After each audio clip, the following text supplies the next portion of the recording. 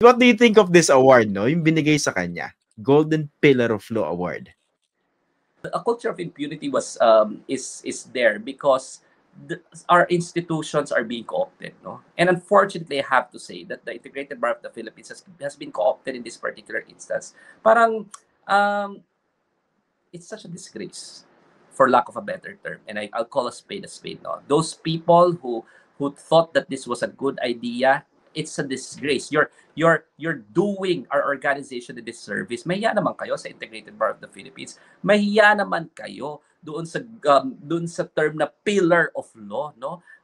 Kung ang pillar of law papatay ng 12 to 30,000 people, kung ang pillar of law gagawa ng kaso laban sa mga opposition ng magmamanufacture ng evidence, kung ang pillar of law mag-advocate ng malawakang patayan at magmumura-mura, kung ang pillar of law may implicate yung pamilya sa napakalaking mga eskandalo, kasama na dyan yung infrastructure, pati yung mga flood control, yung 51 billion allocation ni Polong, yung anak niya na nananampal na sheriff, at yung at na wala ka naririnig na pagdidisiplina or pagka-castigate or pagko-condemn dun sa tatay.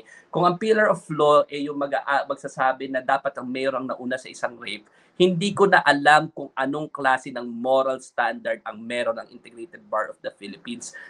Marami nga nagsasoli ngayon ng pillar of law na in-award sa kanila. Sabi na ayaw naming makasama at makahanay si Rodrigo Duterte. So, IBP Davao, you should have a little bit of shame and embarrassment naman to your brethren in the legal profession. Idolize Rodrigo Duterte all you want, but not in the name of our beloved organization, no? Medyo may judgment na nga ako doon sa pagpipikit ninyo ng mata na pag-idolize ninyo dito kay Rodrigo Duterte despite sa pagbababoy ng justice system and despite sa pagbababoy niya sa justice system natin. Tapos idadamay niyo pa yung buong organization. Shame on you. Nailabas mo na.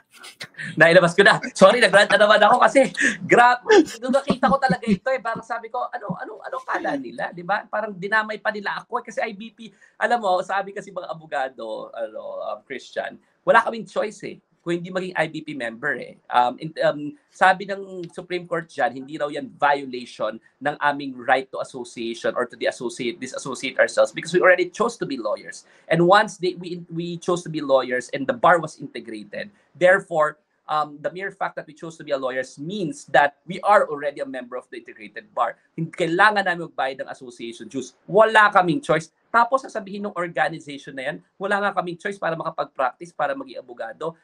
Golden Pillar, siya, yun ang kailangan natin i-emulate para naman tayong sira dito, di ba? So, embarrassing. And I am. If indeed this was just an action of the IBP Davao as it looks like, dapat meron ng may statement na yung Board of Governors condemning this, ha?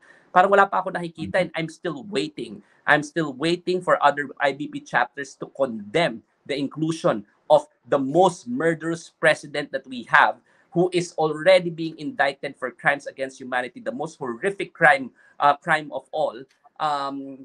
His inclusion there should be condemned, diba? Forthwith by all other chapters, including by the National Governing Board.